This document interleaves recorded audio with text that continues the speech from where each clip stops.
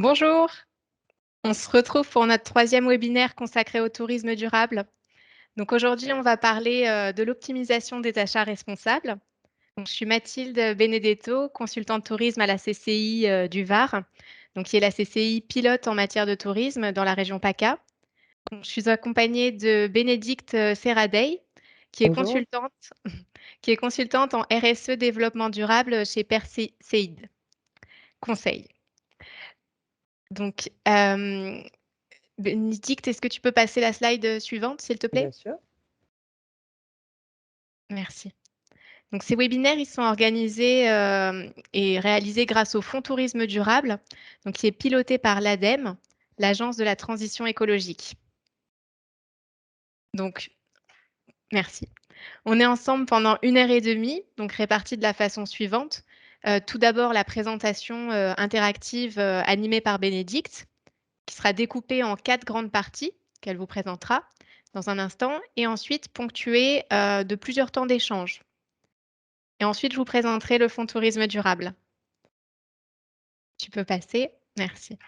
Donc, avant de commencer, je vous rappelle quelques consignes donc, pour le bon déroulement du webinaire. Donc, vos micros et vos caméras ont été coupés. Si vous souhaitez poser des questions, n'hésitez pas à utiliser le chat. Vous avez la petite bulle pour ça. Et comme je vous le disais, justement, Bénédicte consacrera un temps, enfin plusieurs moments d'échange pour répondre à vos questions. Donc, le webinaire, il est aussi enregistré. Vous recevrez donc le replay par mail dans les prochains jours. Et aussi, un questionnaire de satisfaction vous sera envoyé par mail. Voilà, ben, je laisse la parole à Bénédicte. Bonjour à tous, bienvenue sur ce webinaire Optimiser mes achats responsables. Donc le but, ça va être de répondre aux attentes des clients et des consommateurs finaux autour de la triple performance économique, sociale et environnementale. Donc je me présente, je suis Bénédicte Serradey. J'ai une carrière d'une quinzaine d'années dans les achats, pas toujours responsable, et j'ai monté mon cabinet de conseil, donc Perseid Conseil, il y a un petit peu plus d'un an, pour réaligner mes valeurs personnelles à mon travail. Donc, j'aide les entreprises à intégrer le développement durable à leur activité. Donc, aujourd'hui, ce que nous allons voir, nous allons commencer par une petite introduction au développement durable, à la RSE, la responsabilité sociétale des entreprises, et un petit point sur l'économie circulaire pour que vous sachiez pourquoi on parle d'achat responsable. Et ensuite, on va rentrer dans le concret, les différentes étapes de la démarche d'achat responsable, les bénéfices, tout ce que ça va vous apporter, et les 3 volets d'action que vous allez pouvoir utiliser, l'alimentation, l'entretien et les autres achats. Et puis pour finir, on aura quelques exemples d'achats responsables dans certains établissements.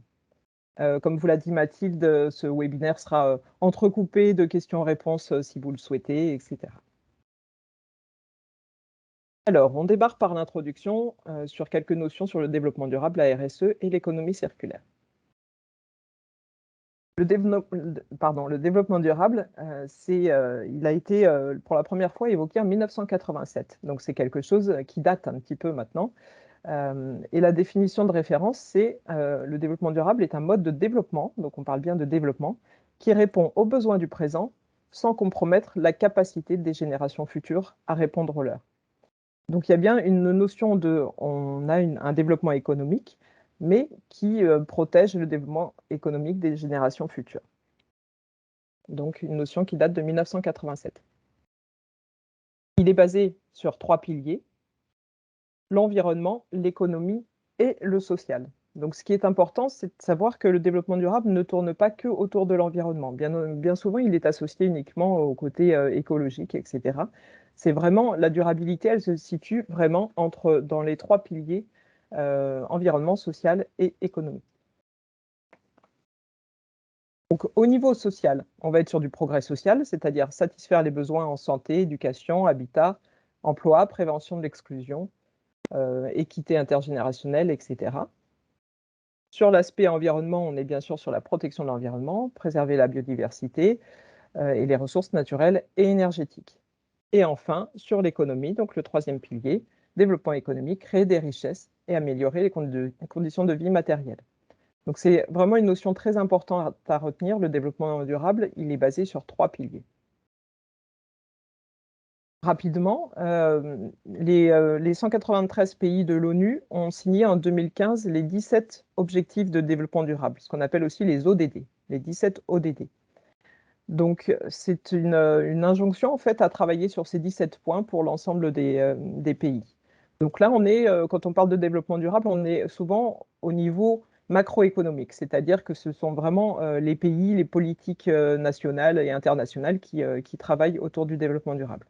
Donc, ces 17 objectifs, il n'y a pas d'objectifs chiffrés, il n'y a pas d'obligation à atteindre des objectifs pour les pays, les États, mais néanmoins, ils doivent travailler tous dans ce sens-là. Maintenant, la RSE, donc la responsabilité sociétale de l'entreprise.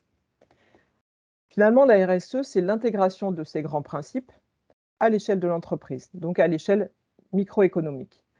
Aujourd'hui, on sait que le développement durable, on n'arrivera pas à atteindre ces 17 objectifs de développement durable sans que tout le monde ne s'y mette, c'est-à-dire les entreprises, les consommateurs, etc., les collectivités. Donc finalement, une entreprise qui pratique la RSE va chercher à avoir un impact positif à la fois sur la société et l'environnement, tout en étant économiquement viable. Encore une fois, c'est très important, on retrouve les 3 piliers.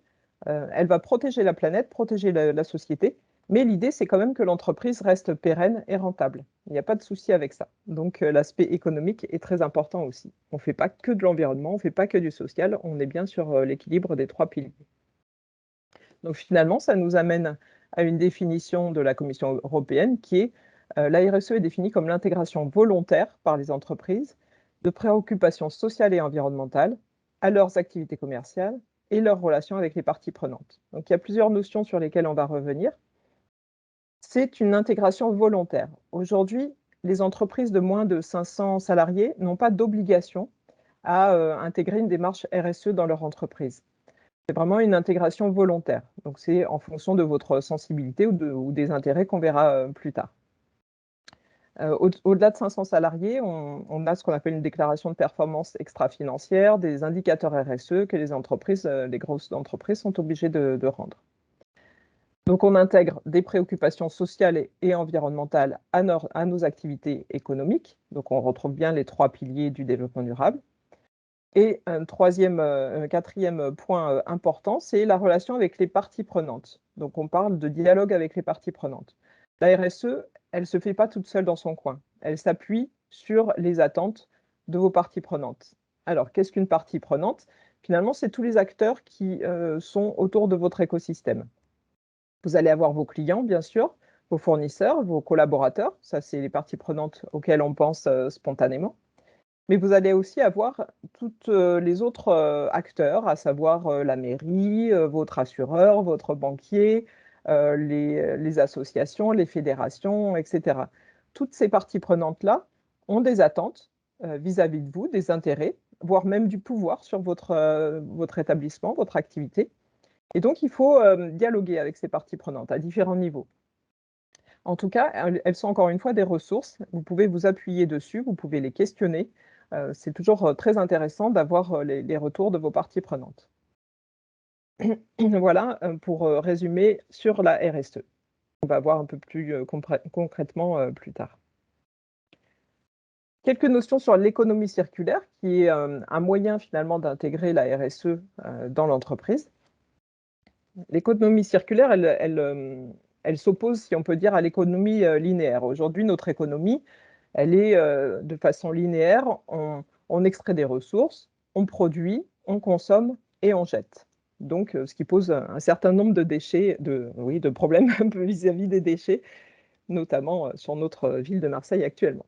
Donc, l'idée de l'économie circulaire, finalement, c'est un cercle, c'est une comparaison finalement avec la nature. Hein. On est la seule espèce vivante à produire des déchets. La nature ne produit pas de déchets. Donc l'économie circulaire, elle est basée sur trois domaines d'action et 7 piliers. Et 2 piliers qui vont nous intéresser particulièrement aujourd'hui, ça va être l'approvisionnement durable et les achats responsables. Donc l'économie circulaire, c'est un système économique, on est toujours dans le volet économique, d'échange et de production, qui, à tous les stades du cycle de vie, ça c'est très important, biens et services, vise à augmenter l'efficacité de l'utilisation des ressources et à diminuer l'impact sur l'environnement tout en permettant le bien-être des individus. Encore une fois, on retrouve les 3 piliers du développement durable. La partie économique, les ressources planétaires, donc l'impact sur l'environnement, et le bien-être des individus, l'impact social. Donc finalement, ça va être de réfléchir, quand vous achetez quelque chose, à l'ensemble du cycle de vie. Comment il a été produit et jusqu'où et comment il va finir, est-ce qu'il se recycle, et cetera.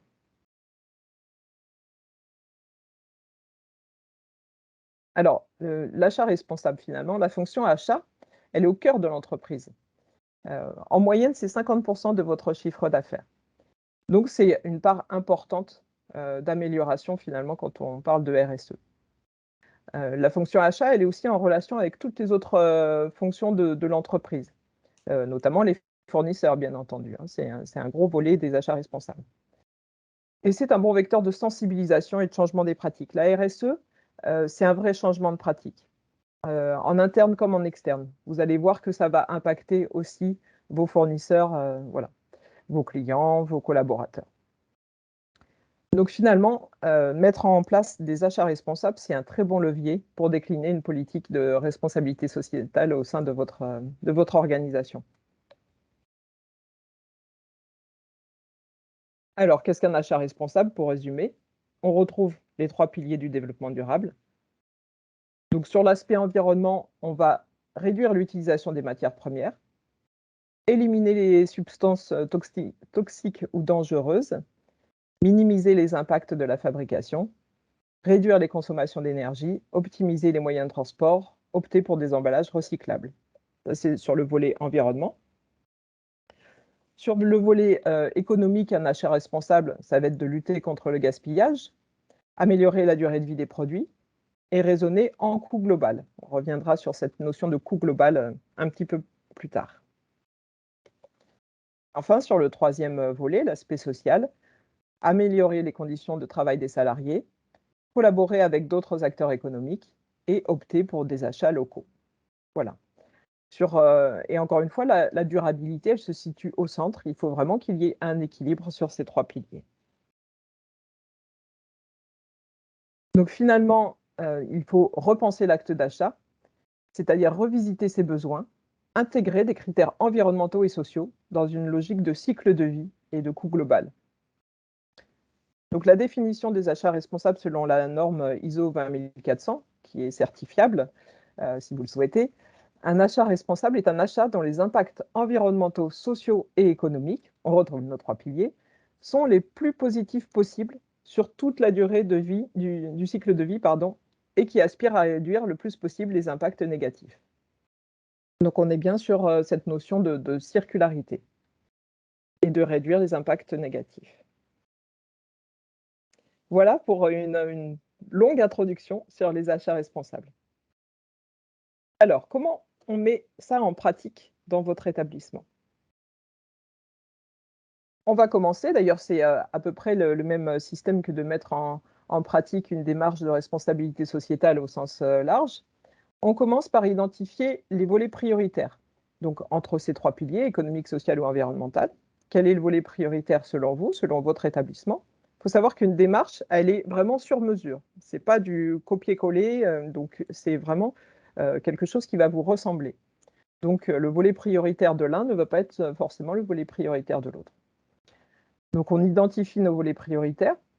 On identifie aussi le profil de son entreprise, son positionnement. Est-ce qu'on va vouloir être leader, c'est-à-dire, vraiment, embarquer tout le monde, aller sur des choses très pointues? Ou est-ce qu'on va juste, faire le minimum qui est attendu? Donc on réfléchit à son positionnement, à sa propre motivation. Ensuite, on détermine les impacts environnementaux, les axes, d'amélioration et on commence à bâtir une stratégie. Pour cela, vous pouvez vous aider d'un SWOT.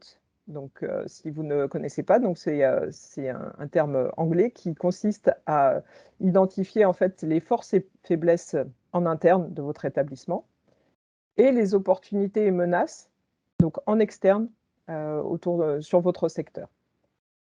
Donc ça, c'est un exercice qui est très intéressant et qui se fait pas seulement sur les achats responsables, mais sur une politique globale. Donc de ça, on peut extraire sa politique d'achat durable, durable ou responsable, hein, on appelle ça de la même manière. Donc une fois que vous avez défini votre SWOT et votre politique d'achat, vous allez commencer à créer votre plan d'action. Donc à avoir des idées sur, voilà, sur ce volet environnemental, moi j'ai envie de faire ça. Donc combien ça va me prendre, de temps? Est-ce que c'est difficile? Est-ce que c'est coûteux? Et cetera. Donc vous inscrivez des critères. Et un critère, important sur lequel, je vais insister, c'est la motivation. C'est-à-dire qu'un plan d'action, ça sert à rien de vous faire un plan d'action de 60 actions, si, la moitié, vous savez déjà que vous n'allez pas les faire. Ça n'a pas de sens. Il faut vraiment, commencer par faire des actions, qui vous parlent, qui résonnent en vous. Donc critère de motivation qui est important. Donc ce tableau, vous pouvez, tous ces supports, vous pouvez les retrouver sur, le site de l'ADEME, hein. Il y a une grosse partie achat responsable, c'est, une mine d'or ce site, donc il y a plein de choses à retrouver. Donc vous intégrez vos critères et donc cela vous permet de prioriser en fait vos actions. Si c'est possible, vous nommez un responsable qui est une sorte de pilote en fait de ces actions et vous estimez le temps, de ces actions. Ensuite, important, il faut optimiser le process de qualification de mes fournisseurs. Donc qu'est-ce que ça veut dire, process de qualification de mes fournisseurs? Finalement, pour faire des achats responsables, une manière relativement simple, c'est de choisir déjà des fournisseurs qui sont responsables. Donc vous allez pouvoir, identifier les fournisseurs qui ont, qui répondent déjà à des normes, par exemple la norme ISO 14000 qui est la norme environnementale, qui sont labellisés ISO 26000, donc c'est un label autour de la norme, de la RSE, ou alors, qui répondent à d'autres, critères, environnementaux. Donc on va pouvoir qualifier ces fournisseurs et ensuite choisir le meilleur couple produit-fournisseur. C'est-à-dire que vous avez besoin d'un produit, quel est le fournisseur qui répondra au mieux, donc selon nos critères environnementaux, sociaux et économiques, à ce besoin. Pensez vraiment, et c'est très important donc, à raisonner cycle de vie. Il peut y avoir un produit, pas cher, mais que vous allez devoir racheter, souvent parce que, de mauvaise qualité. Il vaut mieux, investir un peu plus dans un produit qui va durer. Donc ça sera plus économique, quand on raisonne en coût global et bien penser encore une fois aux déchets que ces produits vont produire. Encore une fois, vous avez un petit lien vers le site de l'ADEME pour, avoir un peu plus d'informations sur, cette approche de cycle de vie. Et enfin, une fois que vous avez, fait votre plan d'action, identifié les fournisseurs avec lesquels vous avez envie de poursuivre, votre démarche et choisir les produits, sur lesquels vous pourriez basculer. Une dernière étape qui est très importante, qui est de déployer la démarche en interne et dans vos relations fournisseurs et de communiquer. Donc on parle bien de la communication en dernière étape. La communication, elle ne doit pas se faire au début de votre démarche. Pourquoi? Parce que ça pourrait s'apparenter à ce qu'on appelle le greenwashing, c'est-à-dire qu'on parle de ce qu'on fait, sans l'avoir vraiment fait. Donc il faut construire une démarche d'achat responsable et ensuite communiquer dessus. C'est très important de communiquer puisque, vous allez avoir un rôle aussi d'essaimage, si on peut dire, de motivation pour, d'autres entreprises qui ne se sentent pas encore, capables de se lancer dans une démarche RSE ou d'achat responsable. Et donc c'est important de montrer que c'est faisable et que c'est, potentiellement facile, que ça vous ressemble et cetera. Voilà pour les 5 étapes de la démarche. Est-ce que vous avez des questions sur ces étapes? N'hésitez pas à les poser dans le chat. Est-ce que vous voulez plus de détails sur le SWOT? Est-ce que ça vous parle?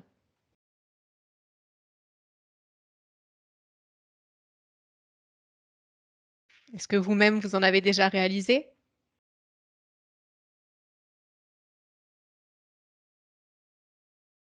Donc le SWOT, c'est un outil vraiment très utile, vous pouvez le faire aussi bien pour votre entreprise, hein, d'une manière globale que sur un projet. Quelles vont être les forces et faiblesses de ce projet, les opportunités, les menaces, en externe?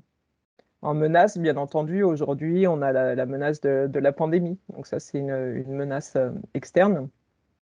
En opportunité, il pourrait y avoir le fait que justement, après cette pandémie, les gens ont envie de se faire plaisir, de partir en vacances, etc.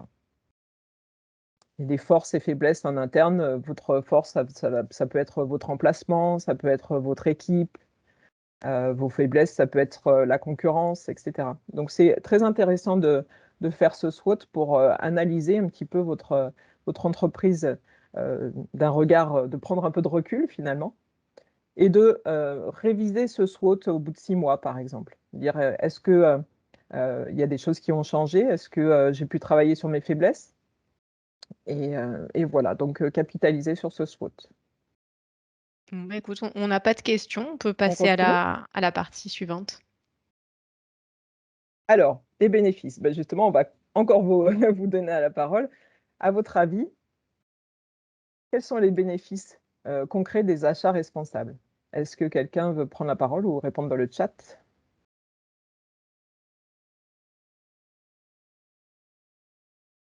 Est-ce que tu en vois Mathilde qui arrive ou pas? Pas tout de suite.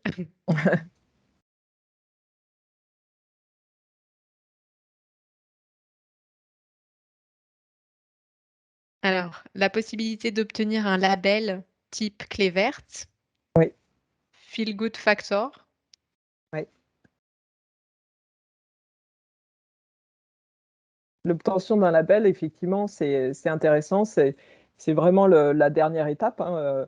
Je pense que pour ceux qui sont peut-être en cours de labellisation, vous voyez qu'il y a beaucoup de critères auxquels il faut répondre. Et d'ailleurs, on va parler de certains labels. Effectivement, on va parler de la clé verte tout à l'heure, entre autres. Mieux consommer, donc Mieux faire des consommer. économies à long terme. Exactement. Ça, c'est très important. Alors, le label est un atout pour Mhm. l'entreprise à l'étranger notamment. Oui, Pérenniser les relations avec les fournisseurs. tout à fait. Les économies sur la durée et une image positive. Oui, La cohérence avec la démarche globale. très important aussi. Oui. Et influence les fournisseurs dans la démarche. Alors, attends, j'ai tous les pop-up. Hop. En fait, j'ai pas besoin de continuer finalement. Toutes les réponses sont Voilà, là. tout a été dit. Non, influence donc les fournisseurs dans la démarche et le développement de nouveaux produits, Oui, le socle de la démarche, fédérer les employés aussi oui. autour d'un projet, asseoir la réalité de son action par un achat local, Mhm. minimise les impacts pardon, énergétiques. Bon, bah écoutez, merci. Très On bien. va Oui, s'arrêter là et puis je super. te laisse compléter et Oui, rebondir sur ce qui a et été je dit. pense qu'il y a énormément de choses qui ont été dites. Effectivement, à court terme, ça a été dit, diminution de mes consommations avec l'augmentation de la durée de vie, hein. Il y a une loi, je fais un petit aparté, la loi AGEC, qui est sortie en 2020. Vous avez dû être fortement impacté puisque la loi AGEC a fait sortir le plastique jetable. Elle condamne aussi l'obsolescence programmée. Donc ça, c'est des choses avec des décrets d'application, mais qui vont arriver. Donc effectivement, il n'y aura plus cette notion d'obsolescence programmée. Donc forcément, la durée des produits va augmenter. Donc on est sur la baisse de la consommation d'énergie. Meilleur suivi des défaillances potentielles de mes fournisseurs. Quand on dialogue avec nos parties prenantes, et notamment nos fournisseurs, on va être un peu alerté effectivement sur les difficultés qu'ils peuvent avoir. On en a parlé, valorisation de mon image auprès de mes clients, avec la labellisation notamment, mais pas que. Encore une fois, la labellisation, c'est la reconnaissance d'une démarche qui a été faite. Vous pouvez engager une démarche sans être pour autant labellisé, mais ça peut être reconnu déjà par vos clients. Améliorer la qualité et la valeur ajoutée de mes produits, bien entendu.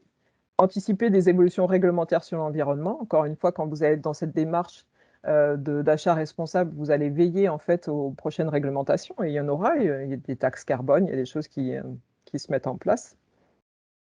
Donc c'est important de pouvoir les anticiper. Donc ça, c'était à court terme. Et à moyen terme, si certains sont concernés par les appels d'offres publics, ça maximise vos chances. Pourquoi? Parce qu'aujourd'hui, dans les appels d'offres des institutions publiques, pardon, il y a un critère développement durable qui est de l'ordre de 15 points en général sur un appel d'offres. Donc, de rentrer dans une démarche, d'achat responsable et de RSE au sens, large, ça va, vous favoriser finalement dans ces appels d'offres. Répondre aux exigences de mes actionnaires, ça peut être une demande de vos actionnaires si vous en avez.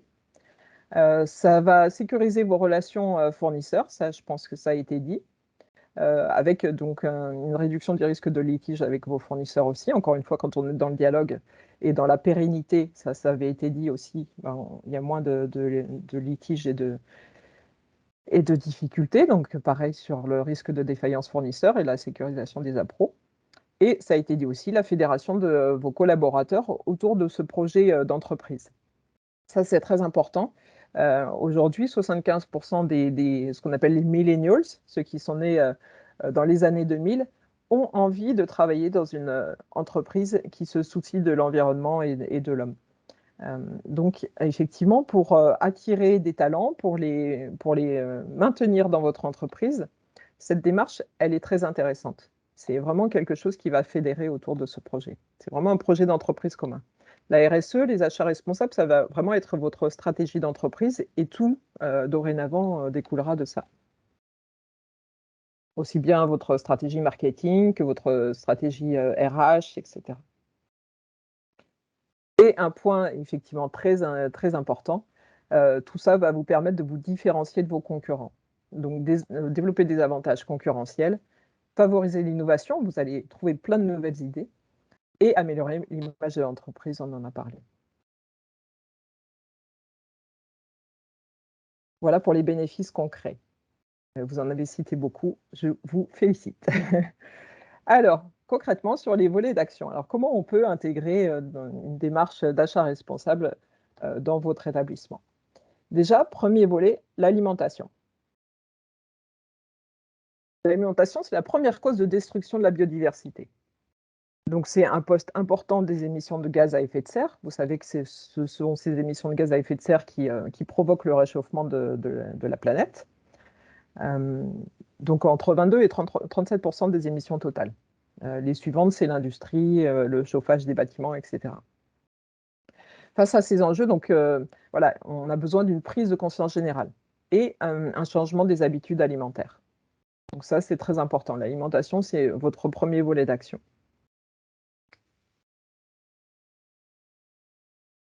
Alors, comment on peut jouer? Ben, commencer par offrir une alimentation saine et responsable. Tout à l'heure, on a parlé de labellisation pour votre établissement. Vous pouvez vous appuyer sur les labels des produits que vous allez acheter.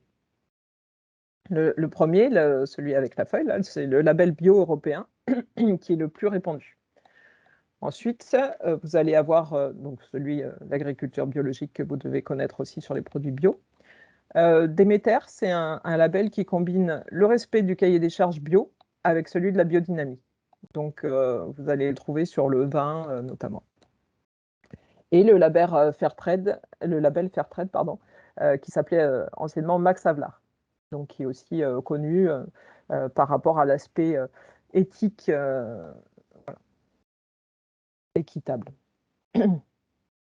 Donc commencez par offrir une alimentation saine et responsable. Vous pouvez aussi promouvoir une nouvelle forme de consommation. Proposer des repas végétariens, des produits de saison, des produits labels de qualité, pas d'espèces de poissons menacés, et cetera. Donc ça aussi, c'est des choses que vous faites peut-être déjà, mais qu'il faut mettre en avant dans votre démarche d'achat responsable. Mesurer le gaspillage alimentaire. Aujourd'hui, en France, on jette 16 millions de tonnes de déchets alimentaires. Pas de déchets, on jette 16 millions de tonnes d'aliments, donc qui sont propres à la consommation. Et mettre en place des actions de réduction. Donc ça peut être, peser les déchets qui retournent en cuisine et cetera. Le petit pain qui est pas utilisé, sur le voilà, quand vous le proposez à vos clients et cetera. Valoriser l'eau du robinet. Alors peut-être que ça va être un manque à gagner pour vous par rapport à la vente de bouteilles, mais effectivement aujourd'hui en France, on a de l'eau, qui est tout à fait, buvable, donc on peut la valoriser. Deuxième aspect, donc on a parlé de l'alimentation. Deuxième aspect, 2e volet d'action, l'entretien. Donc les produits chimiques sont une source majeure de pollution de l'air intérieur et de l'environnement. On parle souvent de l'environnement, mais on oublie l'air intérieur, on n'y pense pas assez. Donc là aussi, on peut aller vers des produits labellisés.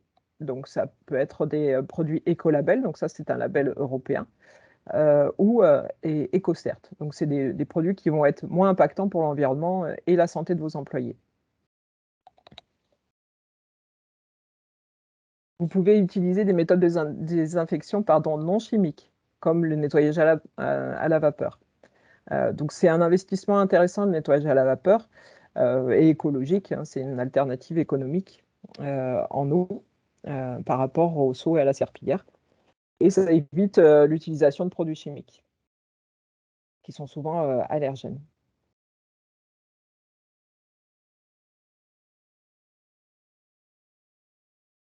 Ensuite, toujours sur l'entretien, on peut utiliser, alors en période de Covid, c'est peut-être un peu compliqué, mais on peut utiliser des moyens alternatifs au nettoyage chimique, comme le savon noir, le bicarbonate de soude, le vinaigre blanc, etc. Donc, c'est ces anciens produits, on va dire, qu'on peut remettre au goût du jour. Limiter le recours aux désodorisants. Et enfin, pas enfin, pardon, mais ne pas surdoser. Choisir un prestataire de linge avec une démarche environnementale, comme on en a parlé tout à l'heure sur les achats, sur vos choix de fournisseurs, effectivement, ça peut aller jusqu'à vos prestataires. Donc, vous avez aujourd'hui des prestataires de linge qui rentrent dans une démarche environnementale. Donc, la démarche d'achat, elle repose sur une connaissance précise du besoin. Donc, ça s'applique aussi sur les produits d'entretien. Donc, on a fait le volet alimentation, l'entretien, et sur les autres achats, de la même manière, privilégiez des produits porteurs de label lorsque vous rénovez vos locaux, vos mobiliers. Donc PEFC et FSC, c'est sur le bois, et normes françaises environnementales sur un certain nombre de produits.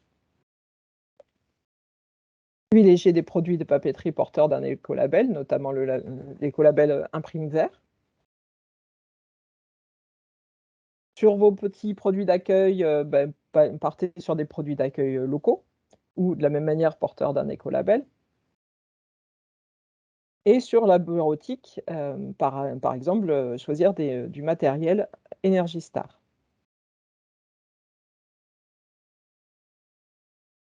Choisir des matériels moins énergivores, ça vous y aurez aussi un intérêt économique.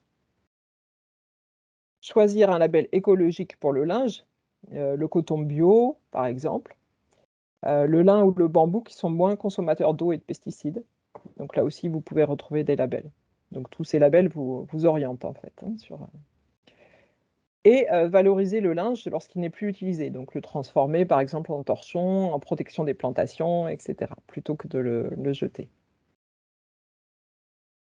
Ne plus utiliser des pesticides et des engrais chimiques pour vos jardins. Alors bien sûr, encore une fois, toutes ces actions, c'est du bon sens. Donc nid de guêpes et frelons, c'est sûr que ce sera compliqué. Euh, mais pour le reste, vous pouvez privilégier des alternatives naturelles. Et pourquoi pas traiter les piscines par électrolyse au sel. Donc ça, c'est puisqu'on utilise beaucoup le chlore, mais qui est une substance corrosive, irritante et nocive pour l'environnement et la santé humaine. Donc on peut éventuellement basculer sur l'électrolyse au sel. C'est plus naturel, plus écologique et sans effet irritant ni allergène. L'eau reste quand même 10 fois moins salée que la mer, hein, donc voilà pour les volets d'action sur les 3 domaines, donc l'alimentation, l'entretien et les autres achats. Avez-vous des questions sur ces volets d'action? Alors, on a eu une remarque, en fait, Oui, lorsque tu parlais des circuits courts. Il n'y a aucun label pour les circuits courts, c'est dommage. oui, Mieux vaut un produit local responsable plutôt que mexicain et bio. oui, tout à Voilà. fait. Effectivement, C'est... ça fait partie des discussions qui ne sont pas toujours évidentes. En effet, le produit local qui a été moins transporté et souvent il y a un impact environnemental plus faible qu'un produit bio. Le bio, effectivement, il faut faire attention. C'est pour ça que je vous ai mis quelques labels. Il y a énormément de labels privés. Faites attention à ça, hein. Il y a des entreprises qui sortent leur propre label, donc ça ne veut pas dire grand-chose. Les labels vont être un petit peu réglementés justement par la Commission européenne. Donc, il devrait y avoir un peu un tri dans les années à venir, parce qu'effectivement, tout le monde a sorti son propre label. Mais donc voilà, il faut faire attention à ce qu'on achète. Et encore une fois, les achats responsables comme la RSE, c'est du bon sens. Donc en effet, il vaut mieux acheter local chez votre producteur d'à côté, si tant est que lui-même n'utilise pas trop quand même de pesticides et autres, plutôt que d'acheter à l'autre bout de la planète. Et quel est le surcoût à court terme des achats responsables? Alors, alors c'est très difficile à chiffrer, parce que vous allez avoir des économies d'énergie, vous allez avoir même des économies par rapport à votre, on parle de l'aspect social, par rapport à votre personnel qui va être plus impliqué, etc. Finalement, il y aura peut-être moins de turnover. Donc en fait, il y a des gains que vous allez faire qui sont difficilement chiffrables, mais qui sont véritables. Donc c'est difficile à chiffrer. Comme je vous l'ai dit tout à l'heure, les démarches d'achat responsable et de RSE, c'est du sur-mesure. Donc en fonction de ce que vous allez mettre en place, il y a des choses où vous allez peut-être devoir investir. On parlait par exemple de l'électrolyse au sel. C'est sûr qu'au départ, il y a un investissement, mais au fur et à mesure, ça sera rentable. Pardon. Il y a une étude qui date de 2017 de France Stratégie qui donne un peu un chiffre, quand même, une estimation. Une entreprise qui se lance dans une démarche RSE, on ne parle pas que d'achat responsable, on parle vraiment au niveau global, donc de responsabilité sociétale, elle est 13% plus rentable qu'une entreprise qui n'a pas engagé de démarche. Donc 13%. Maintenant, ça c'est encore une fois une moyenne, ça va dépendre de vos actions, ça va dépendre d'un certain nombre d'éléments. Mais il ne faut pas oublier voilà, tout ce qu'on appelle les coûts cachés en fait. Euh, tout ce que vous payez sans forcément vous en rendre compte au jour le jour. Donc c'est Tout pour à ça qu'il l'heure faut raisonner en coût global. Pardon, oui. Tout à l'heure, quand tu parlais des produits d'entretien, tu disais donc éviter les désodorisants. Est-ce que tu entendais par là les aérosols? Oui, c'est surtout les aérosols avec les petites particules. Ouais. D'accord. Est-ce qu'il serait possible d'obtenir l'étude justement de France Stratégie de 2017? Oui, je pourrais te Elle est la joindre accessible? pour que. Oui, oui, elle est D'accord. accessible. Je pense que si vous tapez France Stratégie, Mm. bénéfices RSE, Mm. quelque chose comme ça, mais Ben, je on te la donnerai le joindra. lien, Mathilde. Mm, Oui, bien sûr. ça marche. Dans quel ordre est-il mieux de déployer la démarche? Euh, Dans quel ordre? Alors bon, c'est important de suivre les étapes qu'on a vues tout à l'heure. Après, pour moi, il n'y a pas forcément d'ordre. Il y a encore une fois cet aspect motivation, c'est-à-dire que quoi que vous allez entamer, bah, ça sera bien de toute façon. Donc ça, vous pouvez vous faire confiance et être serein là-dessus. Il n'y a pas forcément d'ordre. Si on parle, alors la question est peut-être un peu floue. Si on parle de la démarche RSE, il faut un engagement de la direction, etc. Donc ça, il faut, enfin, aujourd'hui, vous êtes peut-être tous déjà des dirigeants, mais il faut que vous croyiez en la démarche, sinon vous n'arriverez pas à la porter dans votre entreprise. Mais après, les achats responsables, c'est un gros levier d'action. Donc effectivement, c'est important de démarrer, encore une fois, quand vous rentrez dans une démarche de responsabilité sociétale, d'engager des achats responsables. Après, il y a d'autres volets que vous pourrez creuser, mais voilà, aujourd'hui, on est sur, sur la discussion sur les achats responsables. C'est un gros levier d'action. L'alimentation, pour moi, serait prioritaire s'il fallait en choisir un. C'est à la fois prioritaire et c'est à la fois relativement facile, finalement. Est-ce que vous voulez rebondir sur les achats liés à l'alimentation, liés à l'entretien? Est-ce que vous avez d'autres questions à ce sujet? Donc là, pardon, les leviers d'action dont je vous ai parlé, on a parlé tout à l'heure des labels. C'est les leviers que vous allez pouvoir retrouver dans le label La Clé Verte, notamment. Donc, c'est des critères qui sont validés pour une labellisation à La Clé Verte, entre autres. On retrouve bien sûr sur d'autres labels. Après, peut-être certains d'entre vous voulaient réagir, nous donner d'autres tips que vous avez mis en place chez vous? Dans votre entreprise?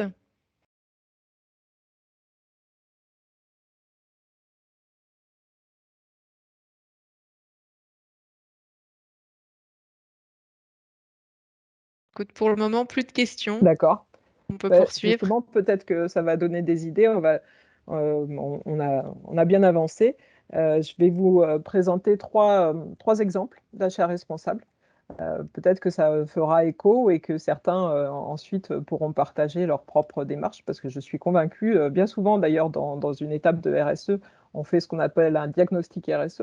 On fait le point sur ce qu'on a déjà mis en place et pour lesquels on ne pense pas forcément euh, que ça rentre dans cette démarche. Donc je suis sûre que beaucoup d'entre vous ont déjà mis en place des choses. Ce sera effectivement intéressant de les partager. Donc là, je vais vous présenter trois exemples d'achat responsable. Donc, Graines de Tilia, c'est une chambre d'hôtes. Donc, eux, ils ont misé en effet donc, sur le volet alimentation, sur l'alimentation locale de saison, fait maison et presque entièrement végétarienne. Donc voilà, donc ça a permis de réduire l'impact environnemental, ne pas participer au processus de déforestation, puisque le gros sujet sur l'alimentation, oui, je peux peut-être faire un petit aparté sur les viandes, notamment le bœuf. Aujourd'hui, pour produire 1 kilo de bœuf, il faut 17 000 litres d'eau. 17 000 litres d'eau. Donc le bœuf, en termes d'impact environnemental, c'est énorme. C'est pour ça qu'on demande, en fait, enfin, on parle de plus en plus de limiter la consommation de bœuf. L'homme n'a pas forcément besoin de manger de viande rouge aussi souvent, une fois par semaine, c'est largement suffisant. Il faut après des apports protéiques, de protéines par ailleurs, mais voilà, vous pouvez drastiquement baisser la consommation de bœuf. Et tout à l'heure, on parlait d'économie, enfin voilà, c'est sûr que à titre personnel, hein, dans votre vie de tous les jours vous-même, si vous baissez votre consommation de bœuf, le portefeuille s'en fait aussi ressentir. Donc pourquoi le bœuf? Parce qu'effectivement, on déforeste et on plante énormément d'alimentation à destination des bœufs. Voilà. Euh, donc effectivement, réduction de la viande. Euh, Elle développe, elle, du poisson, donc avec une production gérée durablement, afin de satisfaire quand même les clients. Et puis, elle a son propre potager. Donc ça aussi, hein, ça peut être pris en compte dans une labellisation. Elle travaille, encore une fois, bah, là aussi, bon exemple avec les parties prenantes, hein, donc elle est sur du local, elle travaille avec la ferme voisine qui a une agriculture biologique pour garantir la fraîcheur et la qualité des produits. Donc bah, tout ça joue aussi sur la santé. Donc bah, on parlait aussi de sous tout à l'heure, c'est un projet dont le coût peut être adaptable et raisonnable. Puisque on est sur du local, on diminue les intermédiaires, donc les marges des uns et des autres. Donc finalement, ça ne coûte pas forcément plus cher d'acheter local, d'acheter sain, d'acheter bio. Voilà. Et surtout, ça inspire ensuite la clientèle à continuer à entrer dans une démarche écologique. Est-ce que quelqu'un veut réagir sur cet aspect alimentation? Alors, on parle toujours de bœuf, mais acheter du poisson, c'est aussi cher et Oui, qu'il y a aussi des problèmes de réduction des poissons dans les océans. Donc, il faut oui, trouver un équilibre, c'est vrai. c'est Poisson, vrai, viande, c'est vrai. les ressources sont pas inépuisables. Non, c'est ça. C'est vrai que Mm. la surpêche est un enjeu aussi, hein, c'est un vrai souci. Donc on a tellement fait de surpêche qu'il y a beaucoup moins de poissons dans la mer. Et donc bah, par définition, il devient plus cher aussi. Donc effectivement, il faut aller sur des compléments maintenant autres, hein, tout ce qui est graines, voilà, tout pour continuer à être en bonne santé. Mais c'est vrai que nous, en France, on aime bien manger, bien manger des plats de viande et autres. Voilà, ça va être une éducation. Euh, et en parlant d'éducation, je fais un petit aparté sur les cantines scolaires. Je ne sais pas, certains d'entre vous doivent avoir des enfants. Donc dans les cantines, c'est des choses qui commencent à se mettre en place également. Les repas végétariens, les repas avec des protéines autres que de la viande animale ou du poisson. Donc, donc voilà, ça va être une éducation, voilà, notre génération, enfin la mienne en tout cas, et celle de nos parents, c'est peut-être compliqué, mais voilà, sur les générations futures, ils seront un peu plus habitués à ça. De la même manière qu'ils ont entendu parler du développement durable, qu'ils ont entendu parler du problème des déchets, etc. Donc On, ça fait partie des opportunités dans votre SWOT, c'est cette conscience qu'on a de plus en plus autour du développement durable. on nous a aussi partagé un outil pour calculer l'empreinte carbone des Oui, plats. très Donc bien. ça peut être intéressant. Oui, tout à fait. Merci. Merci, oui, ça c'est très intéressant. On peut calculer l'empreinte carbone des plats et d'ailleurs vous pouvez l'afficher hein, sur vos cartes. C'est quelque chose, encore une fois, que les clients commencent à entendre. Voilà, cette notion d'empreinte carbone, empreinte écologique. Donc ça, c'est quelque chose que vous pouvez mettre avec un petit logo ou quelque chose en disant empreinte carbone faible ou des choses comme ça.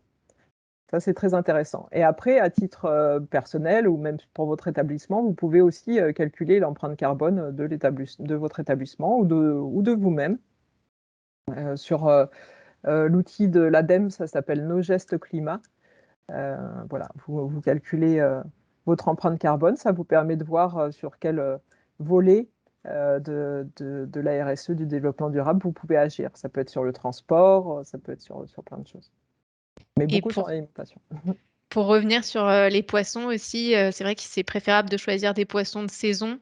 On nous a partagé donc le label Mister Good Fish, Oui, qui peut être tout à fait. intéressant. Merci pour vos partages. Voilà donc pour un exemple sur l'alimentation locale. Là, c'est un exemple donc d'un gîte euh, dans le 76 en Normandie par là, donc qui a opté pour le nettoyage vapeur. Donc on en a parlé tout à l'heure, donc un nettoyage écologique, donc pas de produits chimiques complémentaires. Donc là, on fait des économies. Bien sûr, il y a l'investissement sur les nettoyeurs vapeur, mais assez vite rentabilisé par l'économie sur les produits chimiques, donc beaucoup moins polluant.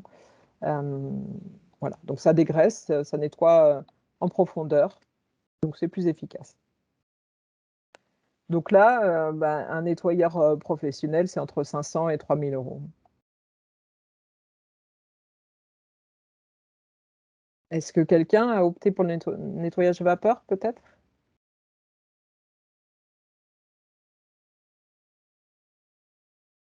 Oui, c'est déjà arrivé.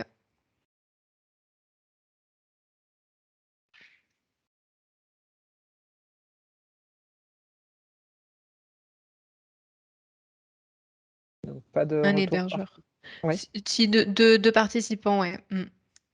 d'accord. Et pas de retour, pas de contraintes particulières, pas de soucis particuliers avec cette méthode de nettoyage? Est-ce qu'ils en sont satisfaits?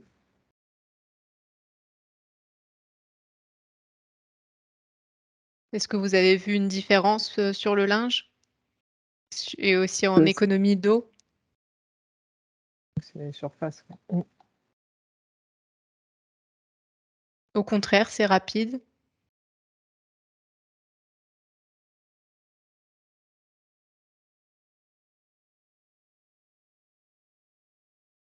Ok, donc plutôt un retour positif. Donc bah, j'engage les autres établissements à faire de même. Mm. Plus de serpillière à laver. Ouais, c'est ça.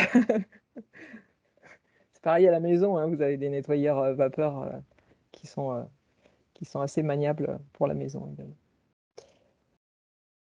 Et enfin, donc, bah là, c'est l'exemple de l'électrolyse au sel sur un établissement, sur un hôtel spa, donc le Clos des Sources. Euh, donc, c'est plus rentable sur le long terme qu'une simple utilisation du chlore chimique. Donc là aussi, on parlait d'investissement tout à l'heure. Effectivement, il y a un investissement, mais qui est rentable. Encore une fois, on a parlé du coût global. Ça, c'est très important. Et effectivement, il va falloir investir, mais vous allez avoir vite le retour sur investissement. Donc l'eau traitée, elle est sans odeur, elle n'est pas irritante pour la peau et les muqueuses, elle est adoucie, voilà, un aspect soyeux. Donc a priori, avec un bon retour des clients. Est-ce que certains ont des piscines et sont passés à l'électrolyse au sel?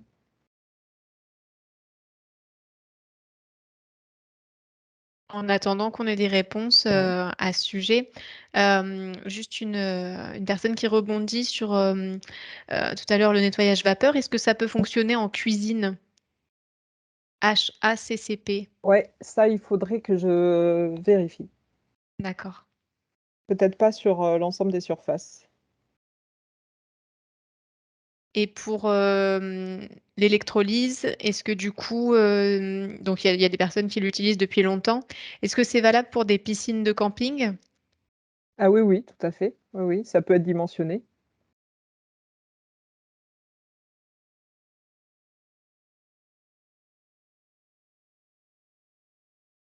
Est-ce qu'il y a d'autres réactions?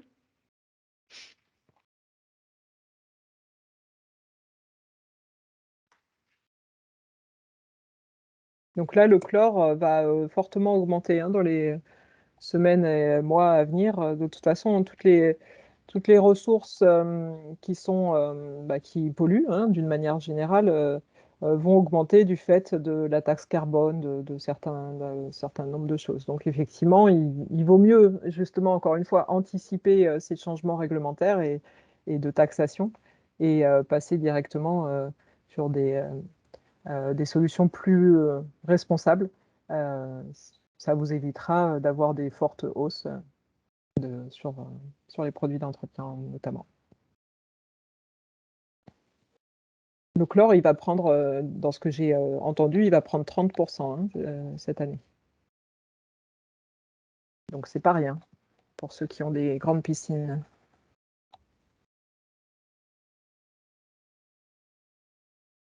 Alors, tout à l'heure, on avait des questions. Euh, donc, il y a eu un questionnaire anti-gaspi qui a été mis en place par une participante auprès de ses employés. Oui, Elle demandait aussi quelles mesures ils peuvent mettre en place à leur niveau, les employés. les employés. Alors ça va dépendre de quoi on parle. Est-ce qu'on est plus sur l'alimentation ou autre? Euh, enfin, le gaspillage alimentaire, ça peut être alors je ne sais pas si c'est aux employés de mettre ça en place, mais effectivement, déjà de faire un audit de ce qui revient en cuisine. Donc de peser les aliments qui reviennent en cuisine, d'identifier, de éventuellement réduire les quantités ou alors de proposer aux clients plusieurs tailles d'assiettes ou des choses comme ça, ou des accompagnements. Voilà. Peut-être proposer au départ moins d'accompagnement, moins de légumes, de riz et de choses comme ça, et de dire si vous en voulez, voilà, on peut vous resservir, etc. Ça peut être des solutions.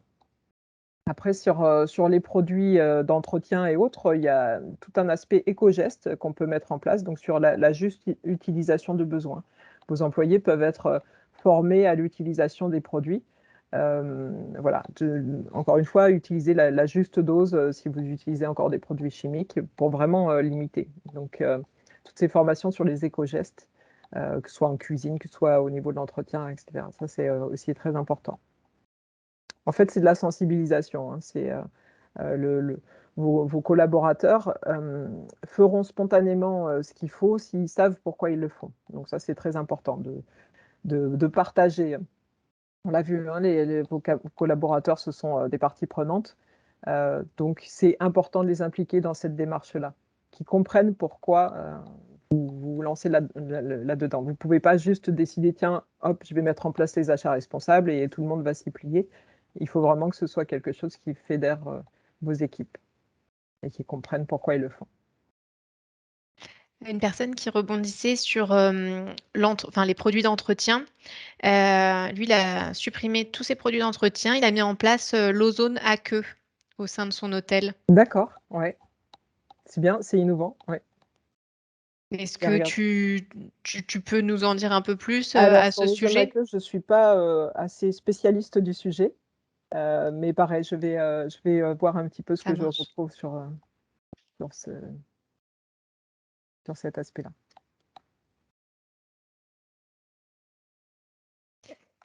Alors, la seule difficulté à l'acculturation des éco-gestes est la motivation des collaborateurs et la difficulté face au turnover du personnel. Effectivement, bon, le turnover, en plus, je sais que votre domaine d'activité est particulièrement fragilisé après le Covid. Vous avez une difficulté en plus de recrutement, etc. Donc, c'est compliqué, mais encore une fois, c'est important de porter ce projet et de faire participer vos collaborateurs. Vos collaborateurs sont des mines en fait d'idées. Donc, le plan d'action, il peut être co-construit avec vos collaborateurs. S'ils s'impliquent, bah forcément, si ce sont leurs idées, ils les mettront plus facilement en place que si c'est vous qui décidez de faire ça.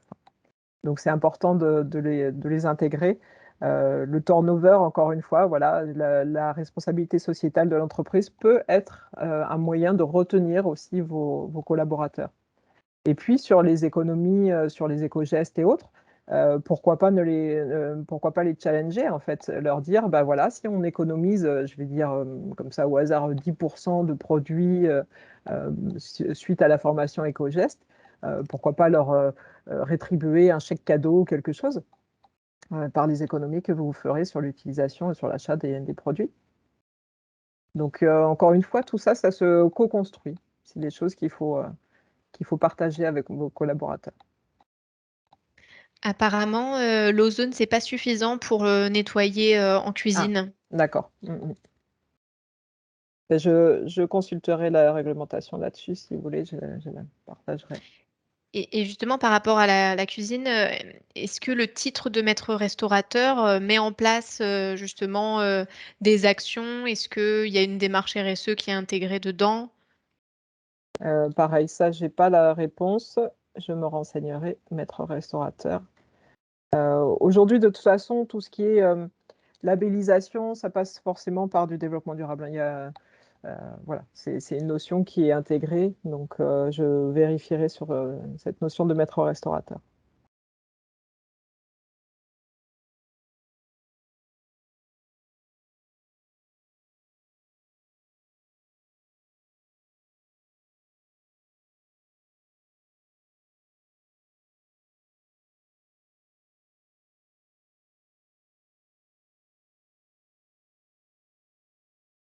Est-ce qu'on conclut sur cette partie-là?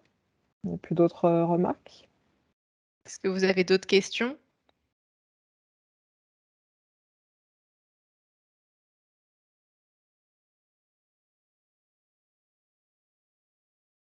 Bah, on peut passer à la conclusion et puis, Alors, si jamais on aura un autre temps d'échange, oui, par la exact. suite. Donc, ce qu'on entend souvent, les achats durables coûtent plus cher. Donc, on peut dire maintenant que c'est faux. Acheter durable, c'est acheter des produits mieux conçus, qui utilisent moins de matière, moins d'énergie, plus efficaces à l'utilisation. Donc, vous allez y gagner. Autre, phrase qu'on entend, mon établissement est de taille trop modeste pour être concerné. Et là aussi, bien entendu, c'est faux. Les établissements de tourisme doivent aussi se lancer dans une politique d'achat durable par des actions simples et rentables, et quelle que soit la taille. Vous pouvez le faire à titre personnel comme au niveau de votre établissement. Donc il n'y a pas de petite taille, il n'y a pas de voilà. Non, on peut le faire à tout niveau. Donc finalement, en conclusion, hein, acheter durable et économiser, c'est possible. Donc je vous engage à le faire. Donc pour aller plus loin, je vous ai mis le lien vers la norme ISO 20400 sur les achats responsables. Il y a aussi un observatoire des achats responsables où vous allez pouvoir trouver plein de réponses. Et puis, la boîte à outils des achats responsables, donc de l'ADEME, je vous en ai parlé tout à l'heure. Là aussi, énormément d'informations et d'outils pour vous lancer dans cette démarche. Donc, vous pouvez vraiment vous appuyer dessus. Il y a les étapes en fait hein, que vous allez un peu retrouver. Avec des supports, avec le SWOT, avec des modèles de plan d'action, des modèles de qualification fournisseurs, etc. Donc vous pouvez vraiment vous appuyer sur cet outil-là. Et puis le lien, encore une fois, il existe d'autres labels, hein, mais la clé verte, voilà, pour si vous souhaitez viser une labellisation sur le développement durable pour les hôtels-restaurants. Vous avez donc d'autres questions?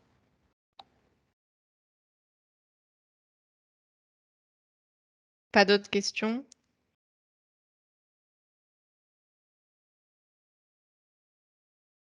Bon, on va poursuivre. Oui. Alors, je vous parlais tout à l'heure en introduction du fonds tourisme durable par lequel ces webinaires ont été possibles.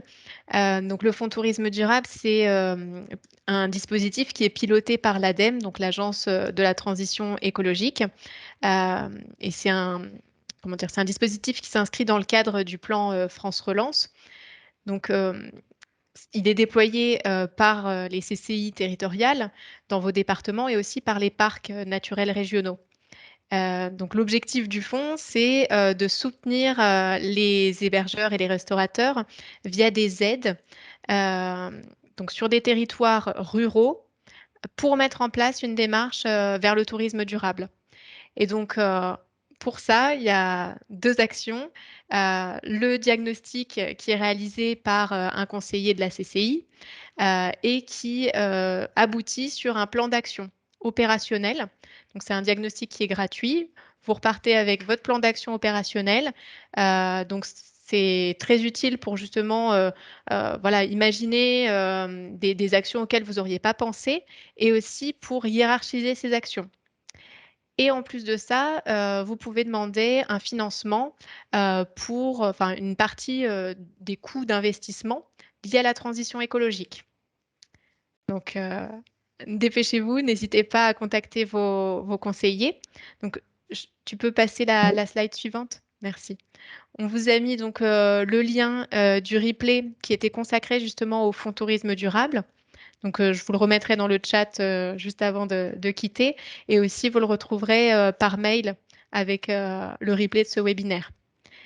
Donc, vous pouvez aussi consulter le site spécifique dédié au fonds tourisme durable en région PACA et tester votre éligibilité. Parce que, comme je vous disais, donc, il y a euh, un code NAF par rapport à hébergeurs-restaurateurs, mais aussi la notion de territoire, territoire ruraux. Donc voilà. Et ensuite, vous recevrez donc par mail les liens. Donc je vous disais tout à l'heure, dépêchez-vous parce que si vous voulez, le fonds va se poursuivre jusqu'en 2022. Par contre, nous, à la CCI, on a besoin de vos éléments, donc c'est-à-dire de réaliser le diagnostic et le plan d'action et aussi de vérifier que tout votre dossier soit complet avant mi-février. Voilà, donc tu peux passer la slide suivante. Donc voilà, vous retrouvez ici la liste des conseillers dédiés au tourisme durable. N'hésitez pas à vous rapprocher d'eux si vous avez des questions. Je vous disais tout à l'heure, donc on vous enverra un questionnaire de satisfaction par mail pour savoir si ce replay vous a plu et aussi savoir les thématiques que vous souhaiteriez voir abordées dans les autres webinaires. Si on peut en mettre en place, si vous avez des besoins sur le tourisme durable, c'est avec plaisir qu'on en ouvrira un autre. Alors, je vois quelques questions. Pourra-t-on avoir un retour écrit de ces adresses, bien sûr? Quel label pour uniquement les restaurants? Alors là, je te passe la parole. Bah, je vous ferai une petite liste. Alors, il y a justement, j'étais en train de regarder maître restaurateur. Donc, je regardais s'il y avait une démarche éco-responsable. Pas vraiment encore. Il y a quand même cette notion de saisonnalité des produits, bien entendu. Donc, c'est un cahier des charges qui est basé sur professionnalisme et qualification du chef, traçabilité, saisonnalité des produits. Euh, sur les labels de restaurateurs, il y a fait maison. Je vous les enverrai aussi si on fait un petit retour, Mathilde, avec les questions. Je joindrai les différents labels spécifiques aux restaurateurs. Alors, peut-on avoir le nom de la responsable CCI? Oui, je vous la communiquerai, il n'y a pas de souci. C'est Sylvie Partineau au niveau du Var. Et donc, la CCI du Var, c'est la pilote, comme je vous disais, sur toute la région PACA.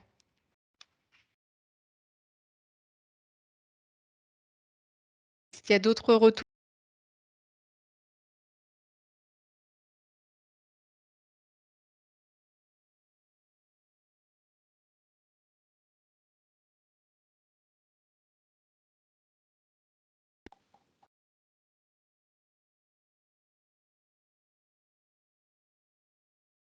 Est-ce que Bénédicte, toi, tu as été déjà confrontée quand tu as visité des lieux à des pratiques qui te semblaient pas, comment dire, qui étaient vraiment à bannir? Et justement, tu as vu d'autres actions qui étaient intéressantes et qui pourraient être utiles à nos participants aujourd'hui? Oui, alors, D'autres a- j'ai accompagné, quelques restaurateurs. Alors à bannir, non, si et puis je vous le dirai pas de toute façon. Mais, effectivement, il y a toujours, mieux à faire. J'ai un restaurateur qui me dit: «Non, mais moi, le gaspillage alimentaire, je suis pas concerné» et je suis restée, j'ai profité pour, déjeuner, chez lui et voilà, j'ai remarqué quand même qu'à chaque retour, le pain était jeté directement et cetera. Donc, je lui dis typiquement, le pain, tu peux le récupérer, le donner à l'agriculteur d'à côté, et cetera.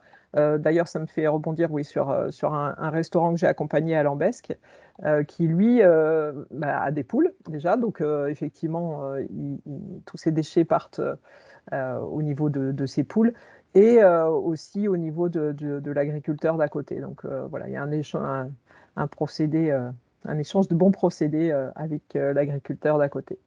Après, oui, ce qui est important au niveau de la restauration, c'est les éco-gestes, hein. C'est, ça peut être tout bête, hein, mais sur les marmites d'eau, mettre un couvercle, on gagne 30% d'énergie en mettant un couvercle quand on fait chauffer de l'eau. Euh, c'est protéger, par exemple, les salamandres et autres par enfin, mettre voilà, un produit qui est ensuite plus facilement nettoyable, ça évite d'utiliser énormément de produits. Encore une fois, former vos collaborateurs à l'utilisation des produits nettoyants en cuisine. Voilà. Euh, sur, euh, sur l'épluchage, ça peut être plutôt que d'utiliser des économes qui enlèvent une partie importante de la matière, finalement, du produit, du légume, ça peut être juste brosser le légume avec une brosse en fer exprès. Voilà. Il peut y avoir comme ça plein de petites astuces. Je peux faire parvenir une liste d'éco-gestes spécifiques à la restauration, notamment, si vous le souhaitez.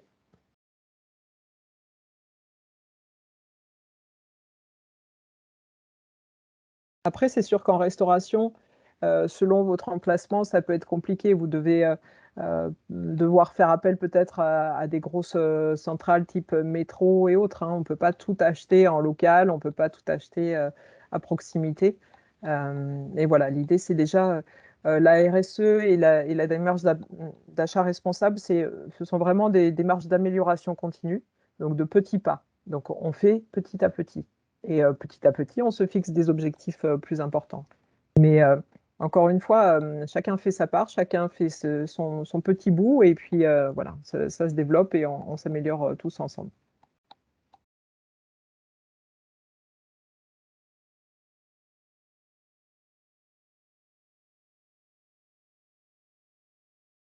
On a une réaction par rapport au jardinage. Euh, Pensez à engager un ESAT en Un espace ESAT, vert. oui, Un ESAT, pardon. oui.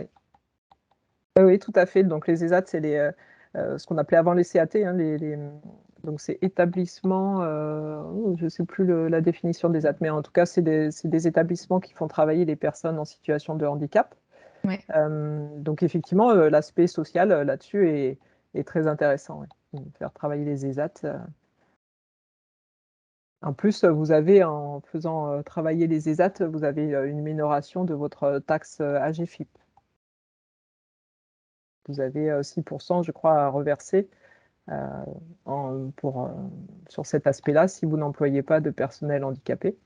Donc là, de travailler avec des ESAT, y compris par exemple pour la papeterie, hein, les ESAT font beaucoup de choses au niveau papeterie. Si vous achetez des produits des ESAT, c'est, ça vous enlève un bout de votre taxe AGFIP. Voilà.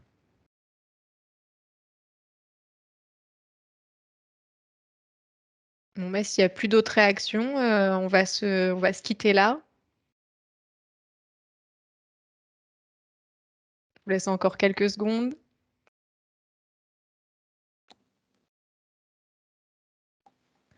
Je vous ai mis du coup donc le lien du webinaire sur le fonds tourisme durable et aussi le lien direct vers le site Fonds tourisme durable en PACA pour tester votre éligibilité.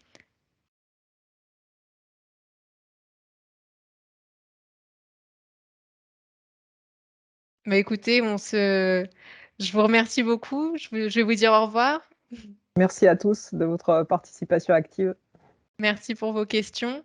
Et puis, on vous enverra donc le questionnaire de satisfaction et aussi une invitation si on voit que vous avez des besoins sur le tourisme durable pour ouvrir un nouveau webinaire. Bonne journée à tous. Au Au revoir. revoir, merci.